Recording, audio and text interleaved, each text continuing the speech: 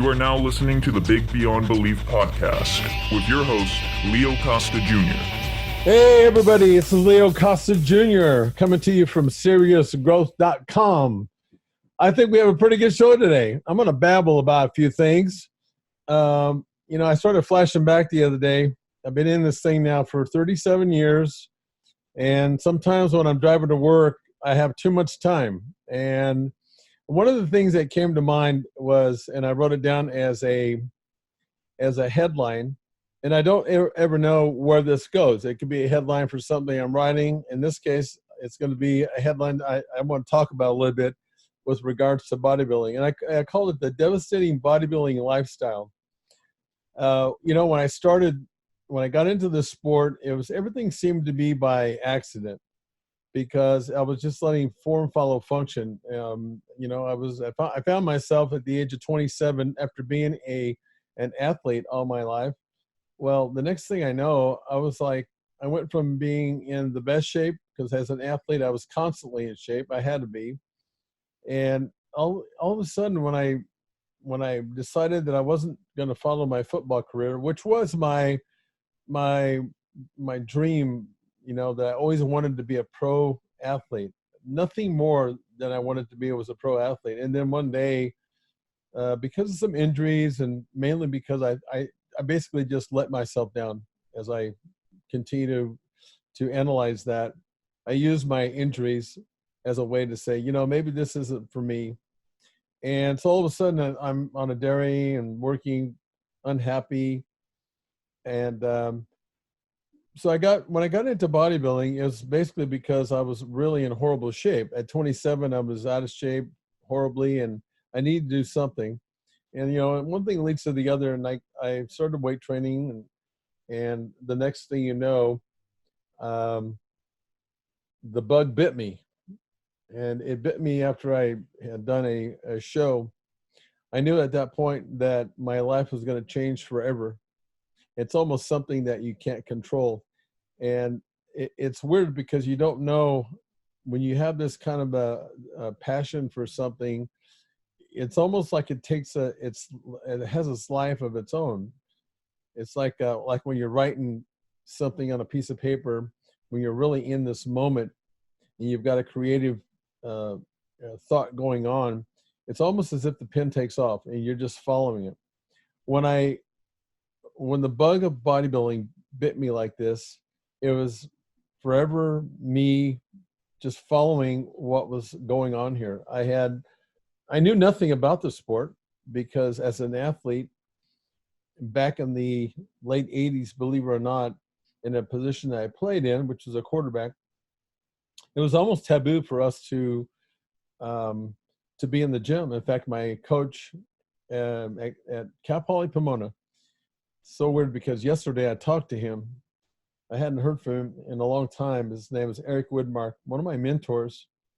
And out of the blue, he called me, and I don't know. So anyway, when this happened to me, I just started, I put my nose in magazines, and because I had to learn what this sport was all about. I'm not one who likes to read very much, but I found myself just reading everything that I possibly could. And the thing that I started noticing about learning all about this sport and lifting, because like I said, back when I was in those days as a football player, they didn't want us to be in the gym. They didn't have that much information to know how beneficial it was. So I was learning weightlifting and learning how to eat and learning all these things in these magazines. And the thing that was crazy was that it almost seemed there for a while, because I knew nothing, that the more information that I was getting from the magazines, the more confusing it was. It was almost worse, frustrating, because it's like you don't know what to believe. And of course, the best way to start learning this stuff is to actually get in and doing it yourself. But, doing it yourself is good, and it needs to be the main thing. But you also have to supplement that with tapping in. The whole point of magazines and reading a book is to tap into somebody else's experiences. And of course, that's what I was doing. So as my dad used to say, things sometimes get worse before they get better. But nevertheless, it was like, my nose was in the magazine and magazines all the time, Muscle and Fitness, everyone that was out there, I was just reading, just feverishly reading. And, I got to the point where I started training and then one day I decided that I wanted to go to the Mecca of bodybuilding, which is in Venice Beach, California. And man, I tell you, kind of a funny story.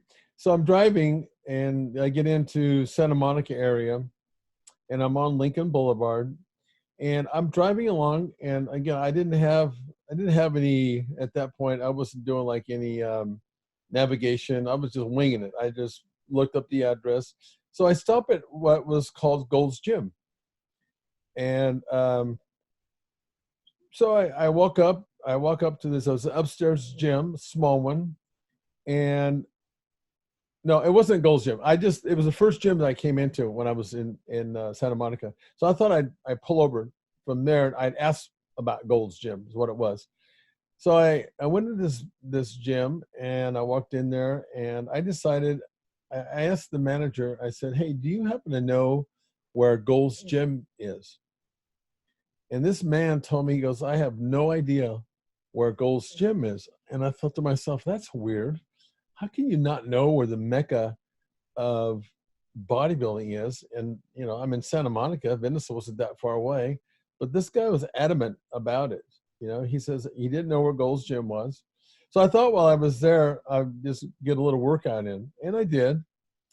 And then, of course, I left and I ended up finding Gold's Gym. And the funny thing is the person that told me that he didn't know where Gold's Gym was, his name was Joe Gold. And for those of you that are out there that know about Gold's Gym and how it started, was Joe Gold started the gym, the Mecca that I was at. But what had happened was there was a split. There was Joe left, he sold Gold's or something happened.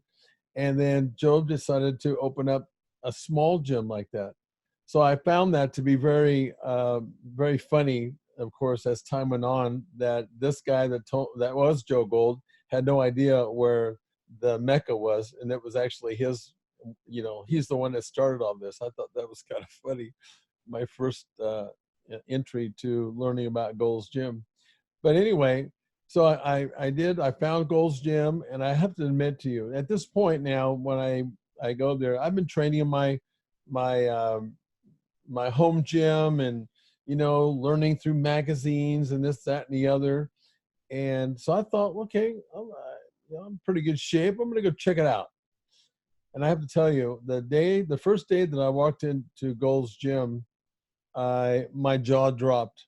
I'm an athlete and there weren't too many obstacles in my way. When I thought, when I had a goal, and again, as I was training in the gym like this at this point in my life, ultimately what I wanted to do, I thought maybe was to compete someday. If not, at least to get as big as some of the guys I saw in the magazines. When I walked into Gold's Gym that day, my jaw dropped. And to be quite honest with you, my first response was when I saw these guys were huge in there. They're monsters. And then some I even recognized from the magazines that I was reading. And my first response was, there's no fucking way that I can possibly get that big. And I hated saying that because it was disappointing. I thought, oh my God, I thought I was doing so well here. And I come into this place and it was like, there's no possible way I can do this. I mean, and consider the fact that I was at this age now, I was about 26 years of age. And in bodybuilding, as I was reading, a lot of these guys that compete, they start really young, like 18, 15, 18, 19 years of age. And I didn't get into to actually seriously lifting weights until I'm 26, 27. So for me to think that I could ever get close to that size, it was disheartening. But nevertheless, once I got over that initial shock, I went ahead and said, wait a minute, my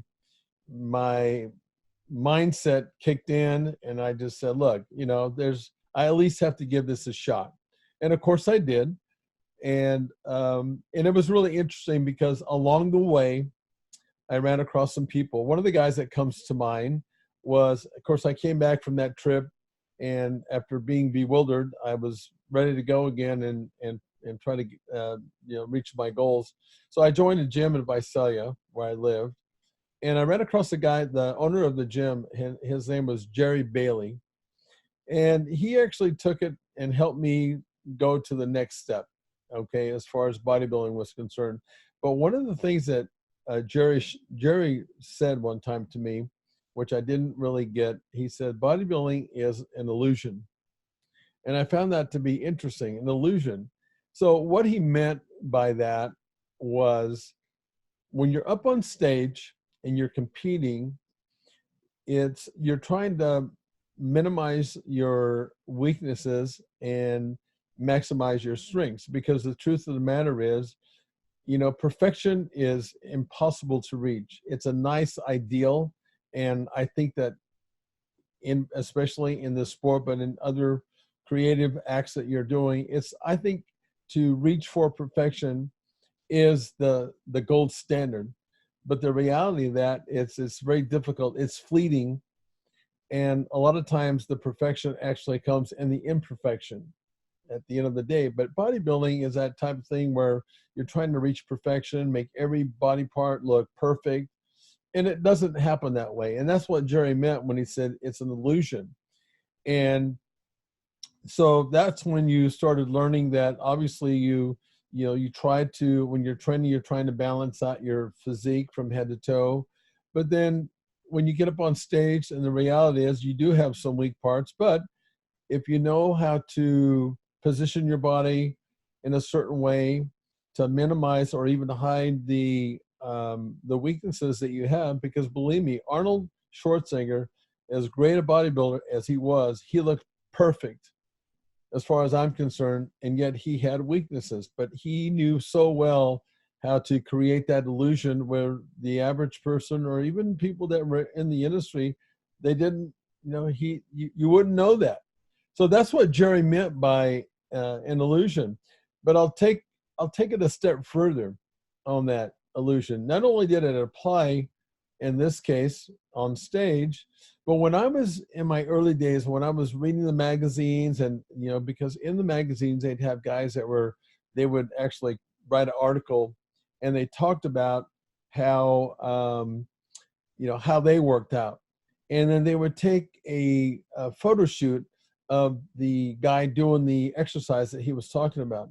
So when I was reading the magazines, because I was so into this, I would actually count the weight to see how much weight they were doing.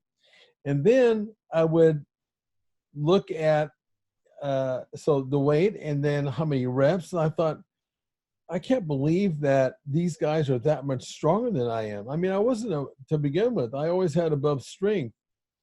But I found out when I went to Gold's Gym that one time, when I was actually, I'm into my sport now quite a few years.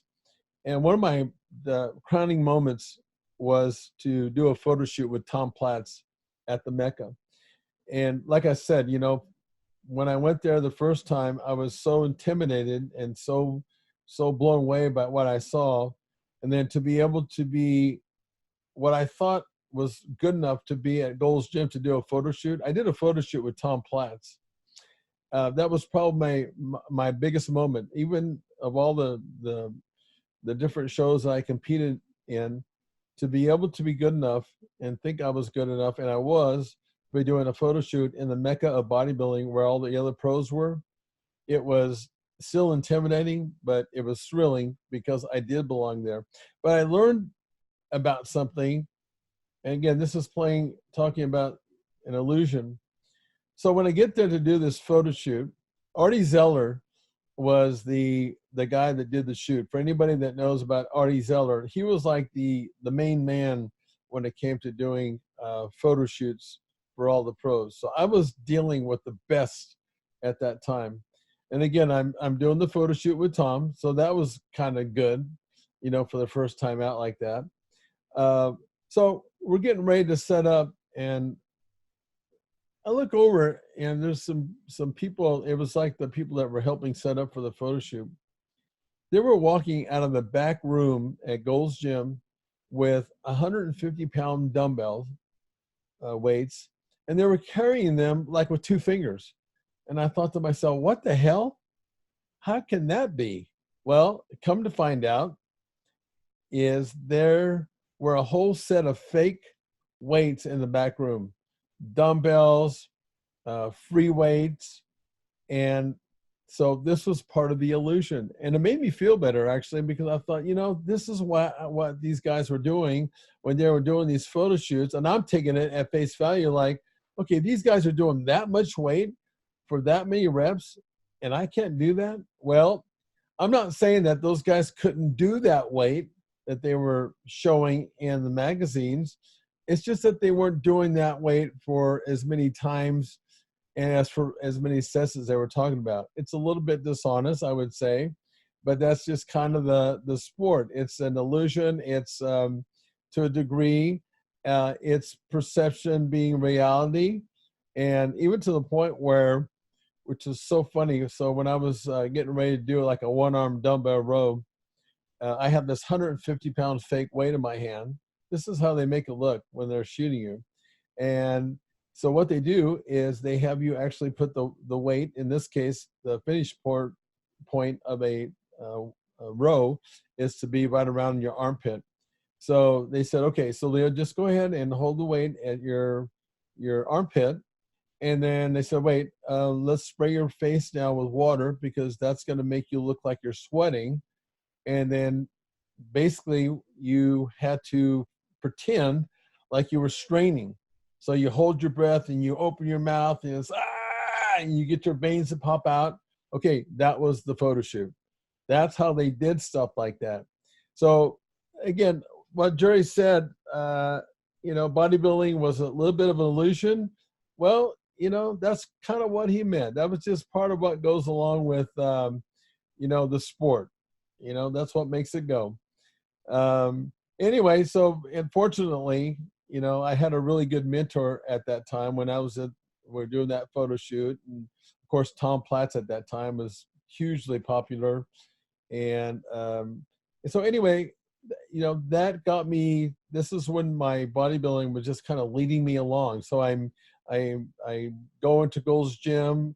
I started training with Tom Platt, and I think that's what really, when the bug bit me even more is when I was able to go into Gold's Gym and Tom and I started training together. And so that in itself was incredible, because I have to tell you, compared to, time changes everything, but compared to how Tom and I were training back then, and the way, especially the way Tom trained, because he was known for training like a wild man.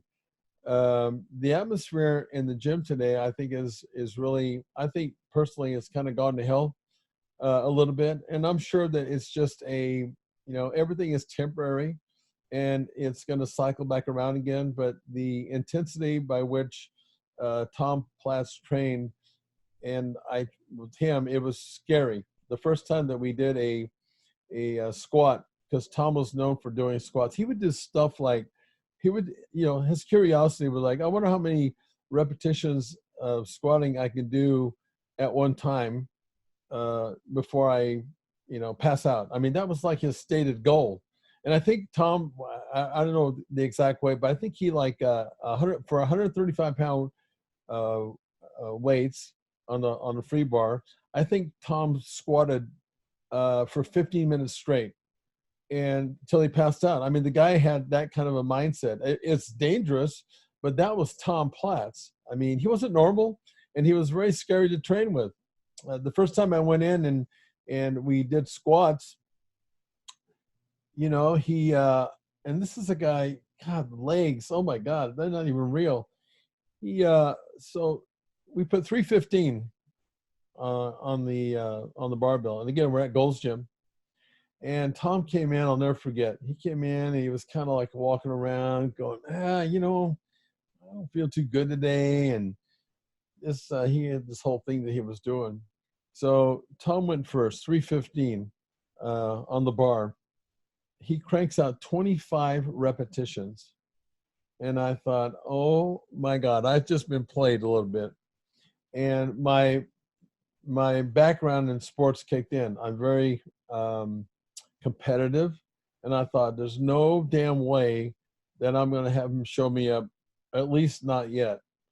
So I thought, now, mind you, at this point, I'm like 250 pounds. Tom is 212. So I do have a weight advantage over him, but he has a lot more experience than I do as far as, you know, squatting. So I went under that bar and I thought, I can't embarrass myself. This is bullshit. Well, I ended up doing 27 reps because I wanted to make sure that, you know, I wanted him to know that I'm a player. Oh, okay. Next set, Tom cranks out 30 reps. I mean, this went on. We did 3 or 4 sets. I think the highest that we got, believe it or not, with 315 pounds was something like, and this was like the last set, we did something like 35 reps, or it was above 30 reps. And the rest is just history because it never got better with Tom.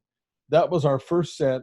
And then we went on to do like leg extensions. I mean, if you've ever trained with Tom Platt, you'll be able to relate to what I'm telling you. You know, if you think that, and this is one of the things I learned from Tom, if you think that training with perfect form has to always be, believe me, Tom took it to a level where it was anything that would have been considered perfect form. But here's what I learned from Tom, okay? He would do a set that would be really, it would be something that would be perfect form, but then he would start loosening up his style of training.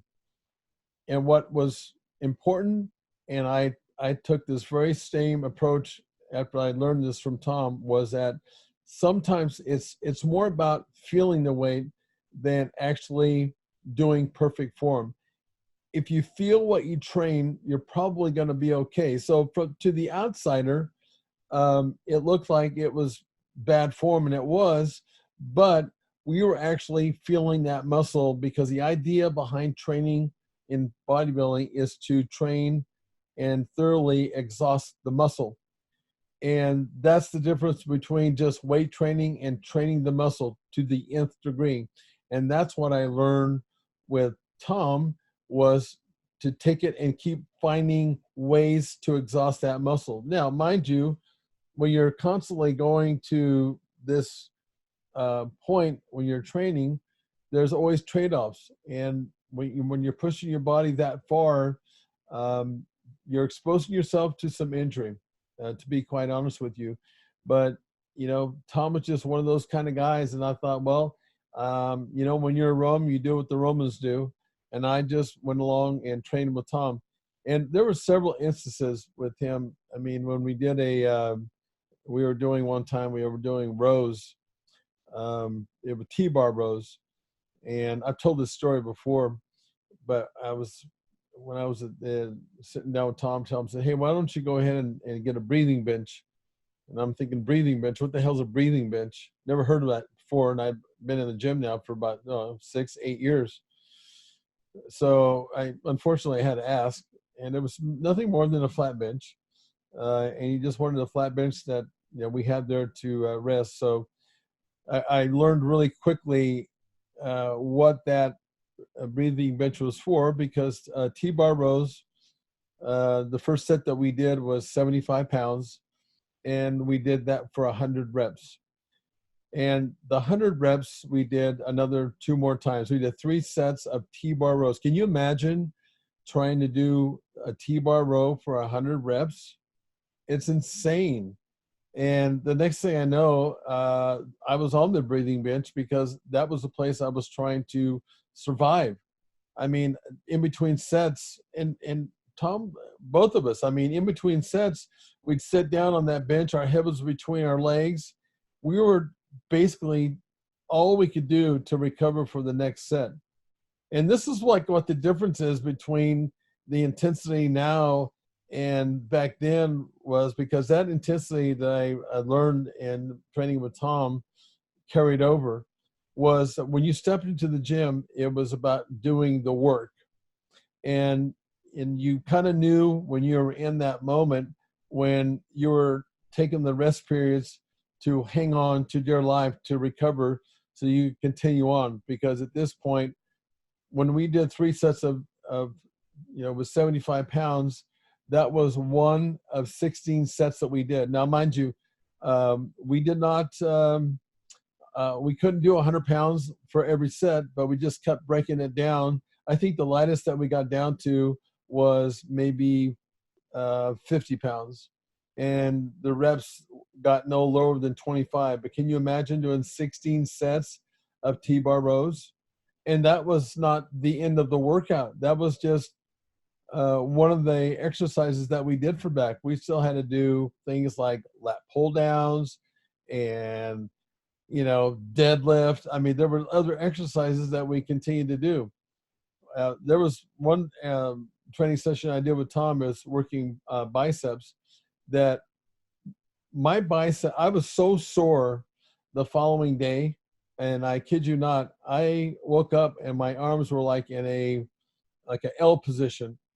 I couldn't straighten my arms out. They were so sore, both of them, I could not straighten them out. I had to have my wife bring hot towels, and I was going to work and I couldn't straighten my damn arms out. I had to have her bring me hot towels so I could actually straighten my arms out. This is the kind of stuff that was when things, and how the gym was back then. It was that kind of intensity. Now, keep in mind, your body adapted to that, believe it or not. But the point is, it was so intense, and back in those days, that it's really changed now. It's kind of sad in a way. And one of the other stories about Tom and how I met him was, I was wanting to get closer to some. Actually, I wanted to meet Tom, and this is, obviously I'm not telling these stories in chronological order, because I was obviously training with Tom. But prior to that, before I started working out with Tom, in that period before that, I wanted to meet him. And so what I did, one point, I just decided to get on a plane and go to what's called a FIBO. A FIBO is a big, like a health and fitness fair in Europe that they do every year. And I mean, this thing is huge.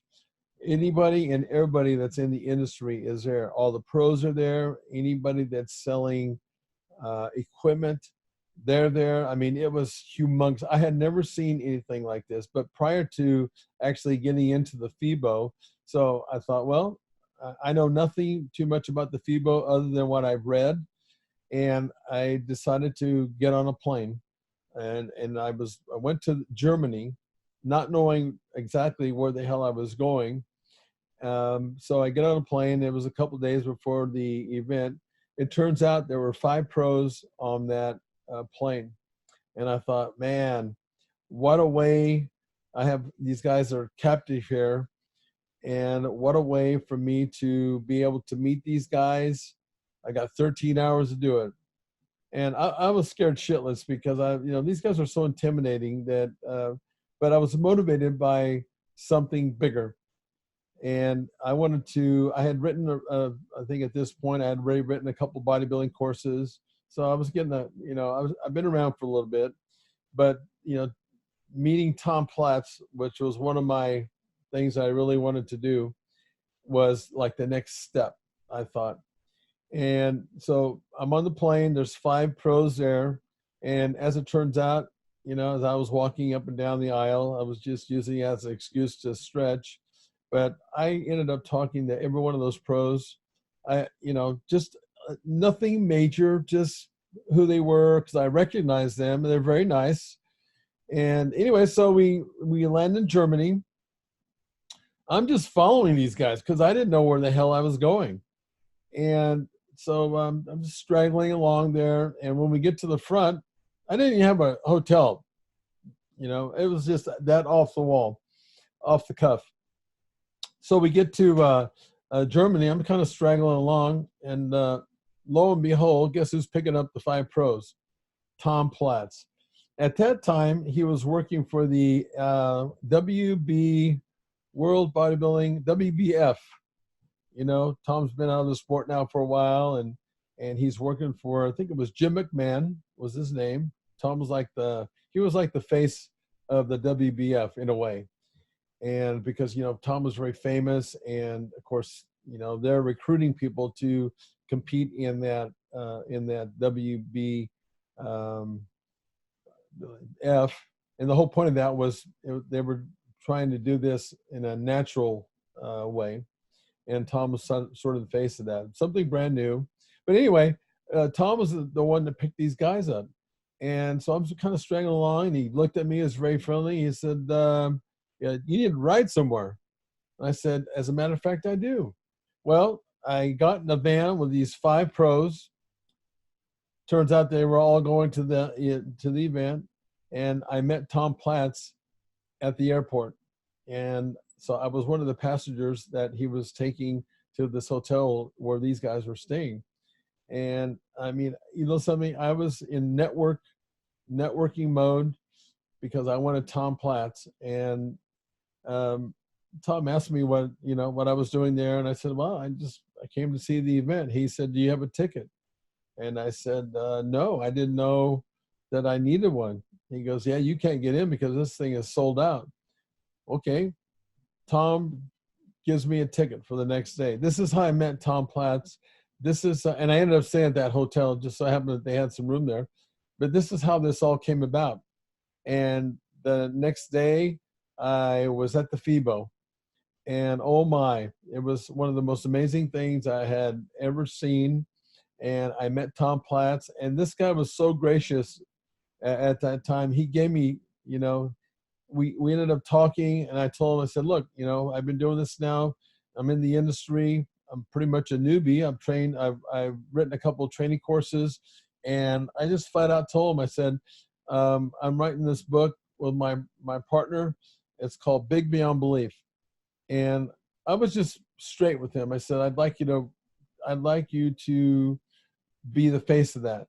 And I'd like you to, you know, because I knew that if Tom Platt would agree to come on board, and, you know, because of the fact that he had so much, I mean, he was so popular. He was like the most popular guy on tour as far as like seminars, and everybody knew him. I thought if I could get him to come on board with us and he was kind of the face of Big Beyond Belief, because he told me, he said, look, I'm in a contract with the WBF. And he goes, I'm interested, but it's going to have to be a year before I'm able to do that. And I thought, wow, that was amazing for me. I mean, talk about flying high. Here's a guy that I wanted to meet, you know, in essence. I mean, he was an idol to a lot of people. Just his legs were an idol to a lot of people. And I got to meet him, and he said that, you know, in about a year. Of course, you know, I thought, okay, when all that wore off and I came back to the States, I'm thinking, I wonder if he'll really actually do that, if he'll get back to me. And sure enough, because Tom said he had a year on the contract, when he was out of the contract, he reached out to me, and the rest is history. He came on board. He was the face of Big Beyond Belief. And I have to tell you something.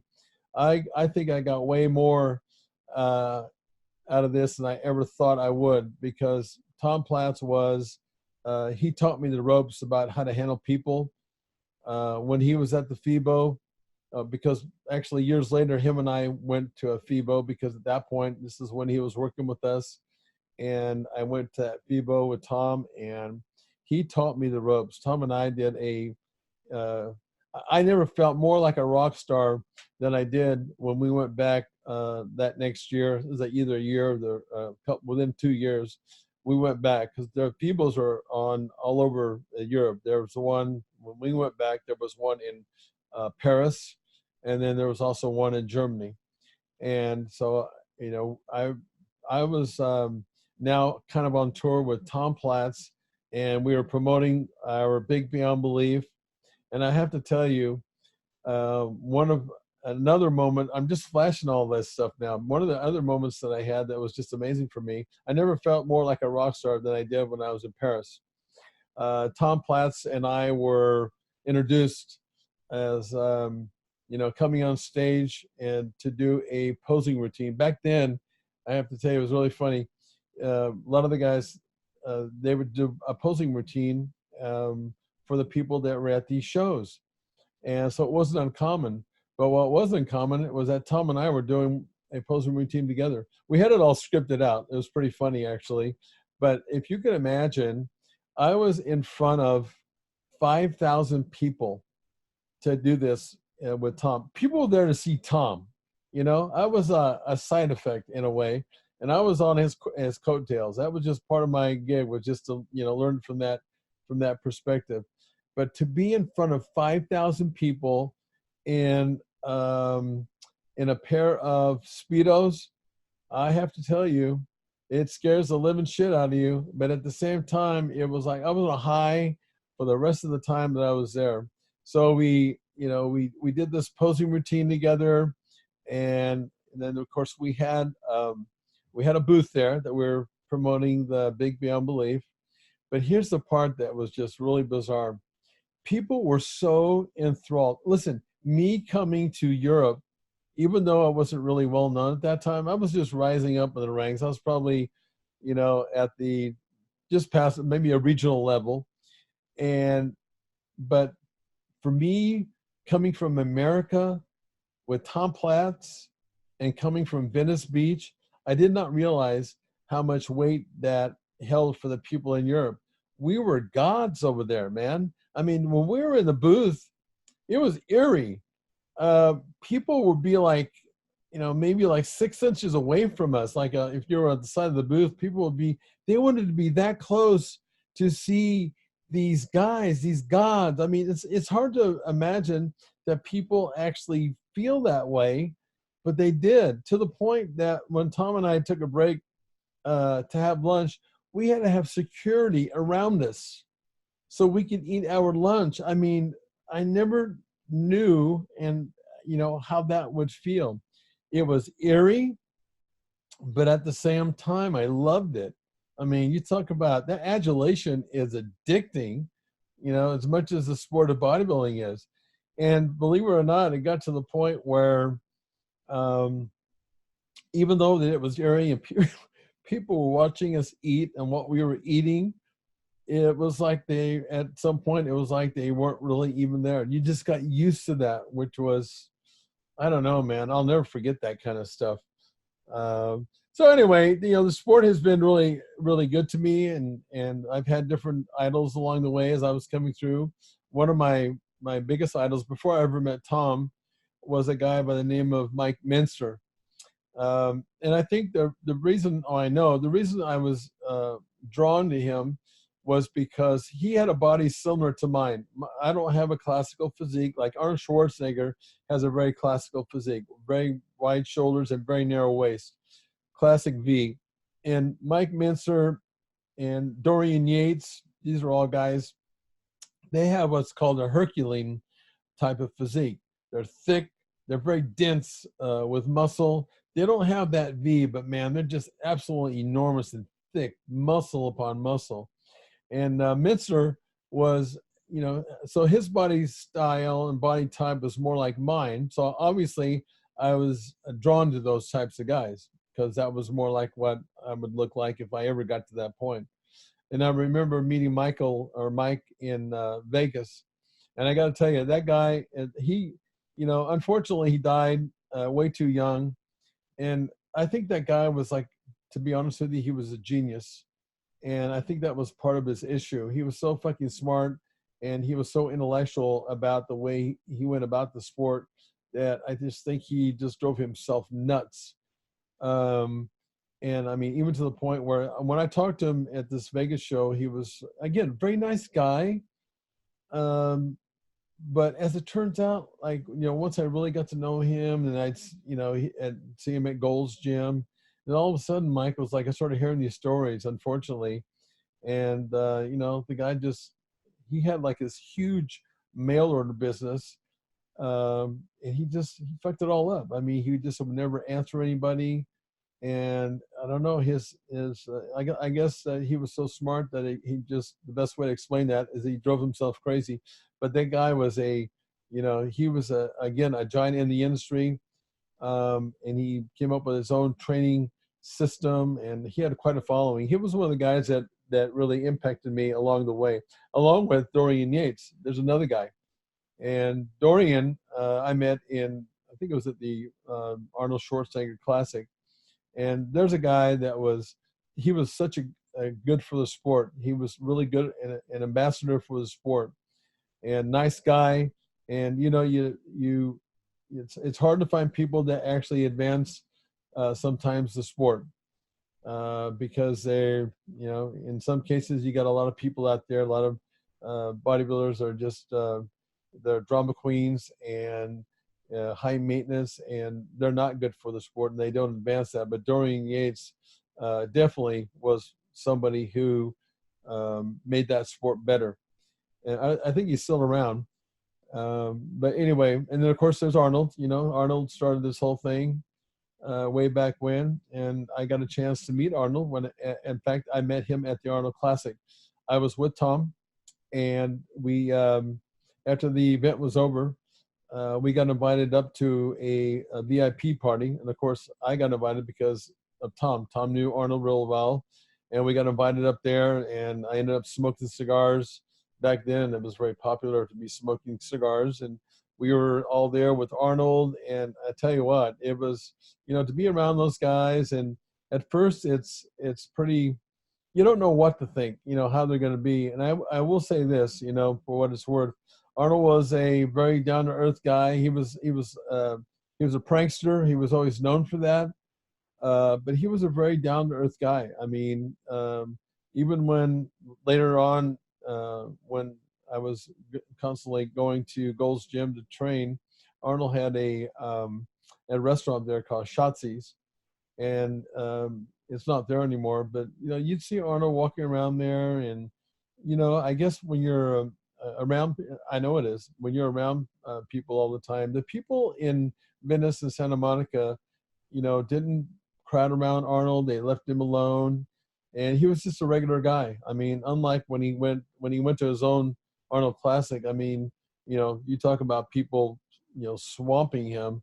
But Arnold was he was actually, I found him to be a very nice guy. And he was, a good time. We smoked a lot of cigars together.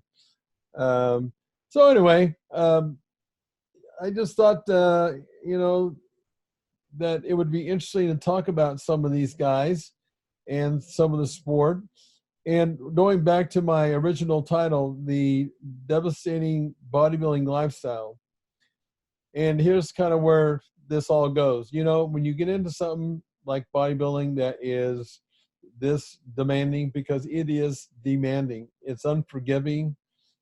In order to be able to reach, national or world level or pro status, most people have no idea what it takes. And it's not unusual. I'm not complaining about it, but this sport is addicting to the point where there's actually no rehab, and you don't want one.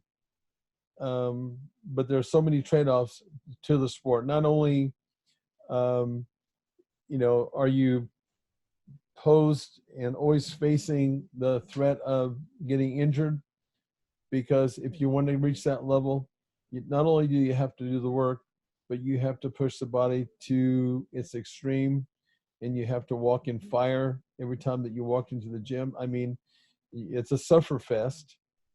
And the sport ends up taking its toll on you one way or the other.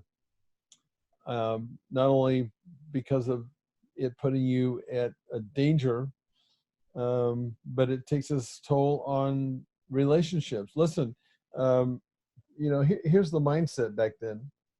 And I call this rabbit hole mindset. You go into this rabbit hole when you're in it as far as I was, and you're willing to risk death for the sake of getting up on stage. And it's scary to be in that rabbit hole. It's almost like you can't help yourself. And for what? I mean, I wouldn't change a thing, but think about it. To get up on stage to get a trophy, I mean, this is at the amateur level, not even to make money on it, at least for the actual event. But you're willing to put your life at risk. And I remember a story.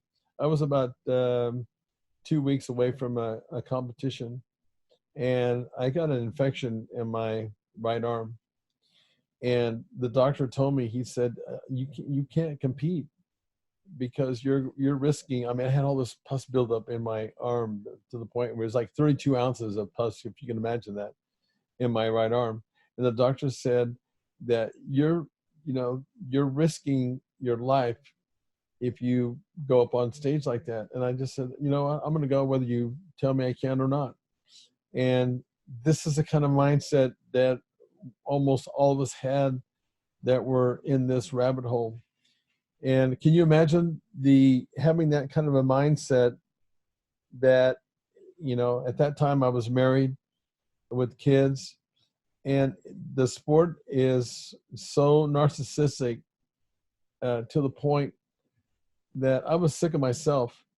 But it was like being a drug addict, I knew the sport's all about and if you don't have a support system, and it's difficult to have a support system when everything is about you. And yet again, you have this mindset, you're in a rabbit hole, and it just didn't matter whether or not I was risking now possibly losing my family, which actually happened.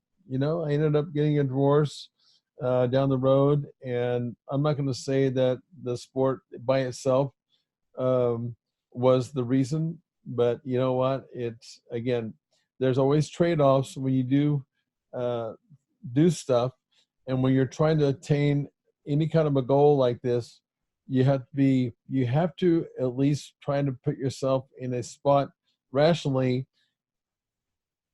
to be objective and say, okay, what's the downside? But it's just, it's kind of a no-win situation. And I have to tell you, the thing about it is, with all this being said, I don't regret it. I don't regret any of it, because it was, now that I'm past all that, it was part of the story and part of what makes my story. It was part of what makes me who I ended up being. That had to be in my life, apparently, because it was, like I said in the beginning of the show, there was no way I could have pulled myself out of it. I know that sounds stupid, but it's true. I was on this ride. I was getting dragged through this ride, and part of it was because I was so jazzed about it. It was one of those things that made my life full. I couldn't wait to get up to the next day, to get into the gym and beat the shit out of myself with weights to get up on stage.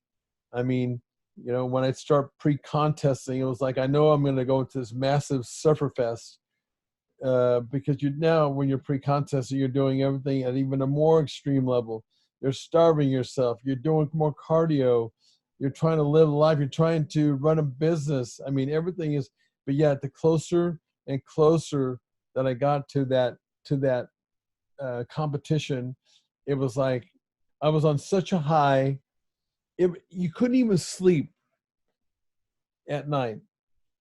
And that's when I started learning that, people just in general, they don't have a lot of energy.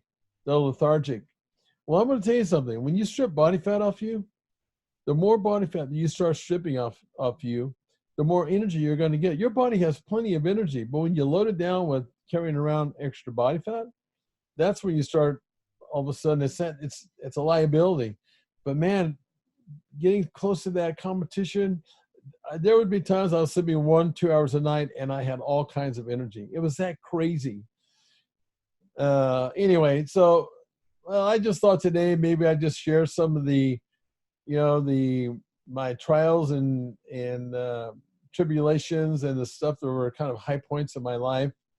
just to give an insight, because, sometimes what you see, and which is perception, and what is reality is way different.